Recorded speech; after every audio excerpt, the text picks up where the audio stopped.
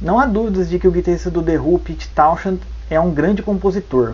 Ele sabe utilizar muito bem os recursos composicionais para expressar bem o que ele quer. E pelas ambições que o guitarrista tem, realmente ele precisa de grandes recursos composicionais para poder produzir o que ele deseja. Isso porque a música dele é muito dramática, é muito narrativa. Ele foi um dos primeiros compositores que se utilizou da ópera rock, que mistura as duas ideias, né? A ópera, que é uma música que conta uma história, né? Que tem uma narrativa, que tem cantores, né? Que tem personagens, lugares, sentimentos, acontecimentos. Só que fez isso dentro do ambiente do rock, ou seja, dentro do ambiente da música popular, né? De gravar um álbum, né, um disco, né, que contém faixas em sequência. O álbum Tommy, de 1969, é um dos álbuns mais revolucionários do rock. Ele trouxe uma ambição antes nunca vista para um disco de rock, né? Um álbum que realmente conta uma história, né, que tem personagens que são interpretados pelo Pete Townshend ou pelo Roger Daltrey, que é o vocalista. Então há papéis a serem executados mesmo, né? E contém uma narrativa, né, do começo ao fim. E para conseguir os efeitos desejados, o Pete Townshend usou de vários artifícios, né? Um deles, por exemplo, o Leitmotiv, que é um conceito expandido e aprimorado por Richard Wagner, um compositor alemão, né, de ópera. E ele não inventou isso, mas ele usou de uma maneira muito sistemática e realmente fez com que isso se tornasse uma linguagem da sua composição. E o que é o Leitmotiv? É quando você utiliza de elementos musicais para representar alguma coisa dramática. Então, por exemplo, para representar um personagem, você usa um acorde, ou uma sequência de notas, um timbre para representar um local específico, um sentimento. E como o Pete Townshend não é bobo, ele se utilizou muito da harmonia para expressar o que ele deseja. Meu nome é Denis Carmonaro, sou professor de guitarra há mais de 15 anos, sou bacharel em composição e regência e mestre em musicologia. Esse vídeo aqui foi inspirado numa sugestão que escreveram nos comentários para mim. Então lembre-se que vocês também podem fazer parte aqui da criação do conteúdo. Mandem ideias para mim nos comentários ou no direct mesmo. Não se esqueça de se inscrever no canal e dar um joinha para me dar uma força, porque nesse vídeo aqui eu vou analisar uma das músicas mais famosas do The Who, Pinball Wizard.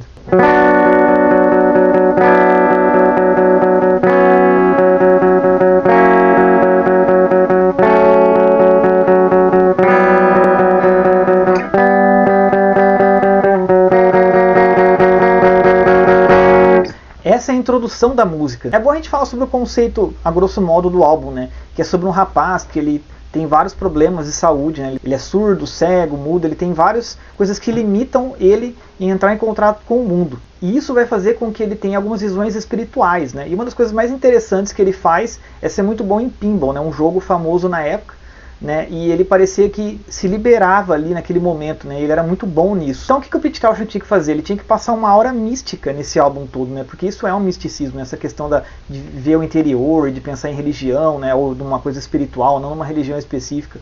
E essa música representa esse libertar dele, né? Essa questão de mostrar essa coisa para o mundo, né? O que ele era, o que ele tinha de interior. E esse começo aqui, que eu acabei de tocar, ele é um pouco, né, escondido, ele parece que é um pouco interiorizado, né? Ele parece que ele está ainda dentro né, de si mesmo e ele está querendo sair, né? Então ele faz uma harmonia bem mais, né, misteriosa, uma harmonia mais triste, assim, né, um pouquinho para baixo, com bastante dissonância, né? E para fazer isso ele se utilizou de uma harmonia muito legal, né? A música toda ela está em si maior, né? Só que ele começa em si menor, né? Isso já é interessante. Ele começa na tonalidade paralela.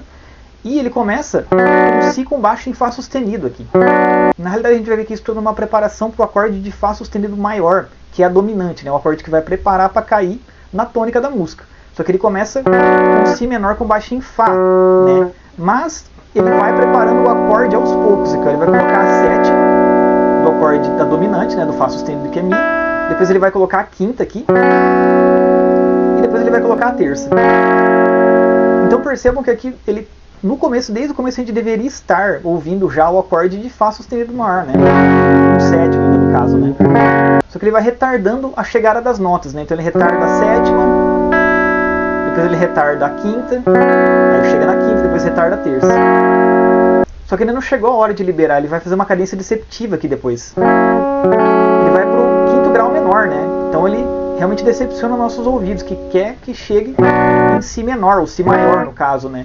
Então ele vai fazer menor aqui. Depois esse acorde aqui, né, que também é um Fá aqui, só que com várias dissonâncias, né, com a nona, a 11ª e a sétima, para daí ir para um acorde que prepara muito para chegar nele próprio, que é o Sol, né?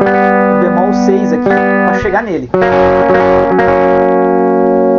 Aqui ele faz uma cadência frígia, né? A cadência frígia que é bemol 6 caindo pro quinto grau aqui, né? Sol. É uma cadência que prepara muito para ir para a dominante de fato aqui. Para daí chegarmos no nosso acorde, Si maior.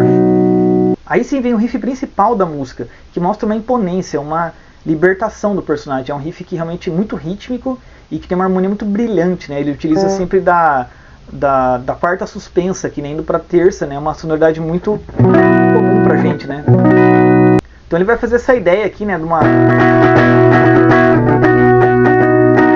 De um ritmo muito vigoroso, fazendo essa troca de quarta suspensa para terça normal. Só que o que ele vai fazer? Ele vai descendo aqui a escala até chegar na dominante. Ele vai fazer isso copiando a ideia da quarta suspensa aqui. Então ele vai fazer isso em mais dois lugares aqui que não são da escala, né? Esses dois acordes Lá e Sol não são da escala de Si maior, são da escala de Si menor, até ele chegar de fato aqui, né, na dominante, certo? Então ele passa por dois lugares aqui que são relacionados com a tonalidade menor, e ele vai fazer isso muito na música. Na realidade isso é muito comum no rock daquela época, principalmente, né? Um rock que ele mistura muito, isso vem do blues, né? De misturar o tom maior com o menor. Então ele vai pegar alguns acordes de empréstimo aqui, está em Si maior, só que ele vai pegar uns acordes do tom menor que ajudam na realidade a dar um som mais suave, mais leve para a harmonia. Percebam que aqui ele não simplesmente faz um empréstimo modal, ele coloca a quarta aqui. Nesse aqui a quarta está realmente na escala menor, só que por exemplo no Sol não está, né? Ele realmente, esse Dó aqui não faz parte de nenhuma tonalidade de Si aqui, tirando a escala frígia de Si, né? Então ele basicamente vai modulando a ideia. Essa é a ideia dele, ele vai modulando e descendo até chegar na dominante, né? Não são modulações grandes, são micromodulações aqui pontuais. Isso para mim mostra um pouco de uma personalidade expansiva, né? Que tem várias facetas. E aí vem um riff bem rock and roll em seguida.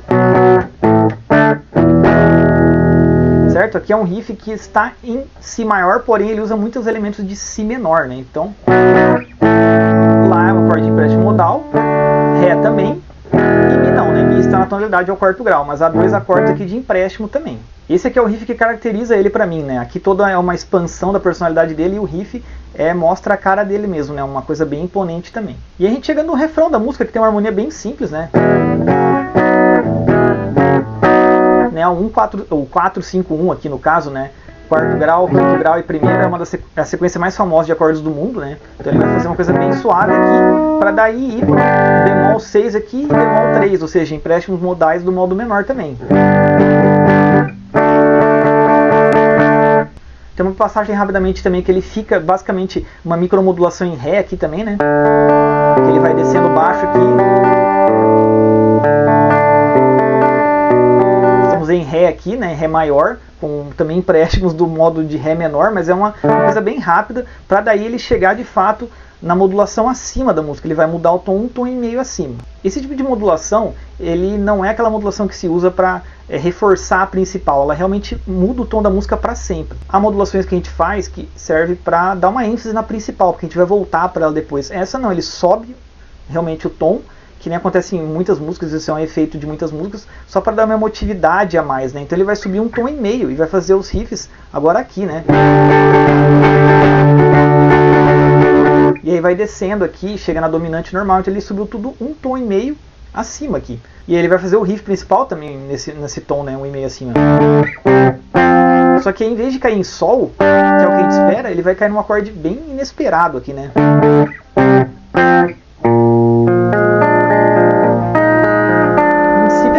Então veja que estranho, né? A música começou em Si e ela termina com um acorde de Si bemol. Né? Então para mim o que isso significa? É que a personalidade dele, por mais que tenha toda essa segurança que a música passou, essa imponência, ela tem algo estranho ali, algo que, né, não vai dar certo. Parece que ele está mostrando que alguma coisa tensa vai gerar dessa personalidade, né? Então é uma coisa que traz uma insegurança, uma harmonia, né, fora do que estava ali no esperado. Então ela traz essa instabilidade, essa insegurança. É isso aí, galera. Espero que vocês tenham curtido mais essa análise, que foi uma sugestão da galera nos comentários. Então, como eu sempre peço, deixem aqui, né, a sua opinião, né, críticas, sugestões, elogios. Não se esqueça de se inscrever no canal e dar um joinha e compartilhar com os amigos. Um abraço e até a próxima.